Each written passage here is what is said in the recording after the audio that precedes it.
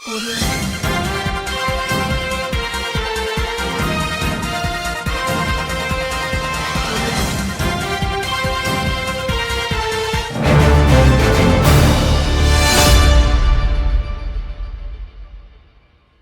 సోదరు చెప్తున్న శ్రీదేవి నేను మంత్రిని కావాలని చెప్పి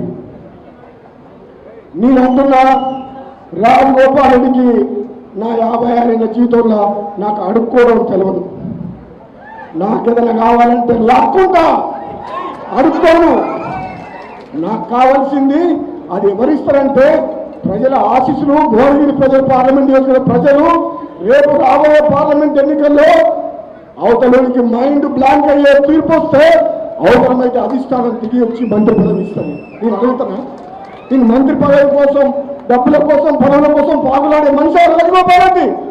నా పదవినే రాజీనామా చేసి మొత్తం ఒక పోరాటం చేస్తే కేసీఆర్ 100 మంది ఎమ్మెల్యేలు తీసుకొని వచ్చింది మునుగోడుకు. అవునా కాదా?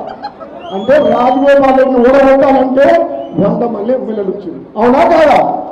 నాకు పదవి ముఖ్యమైతే 18 నెలల ఎమ్మెల్యే పదవి వదిలిపెట్టి ప్రభుత్వానికి వ్యతిరేకంగా పోరాటం చేసిన మనిషిని. నేను ఏ పదవి వెనకాల లేను. మీ అందరి ఆశీస్సులతోటి, మీ అభిమానంతో, అధిష్టానం మీరు ఇచ్చిన తీర్పుతోటి వాళ్ళిస్తే తీసుకుంటా.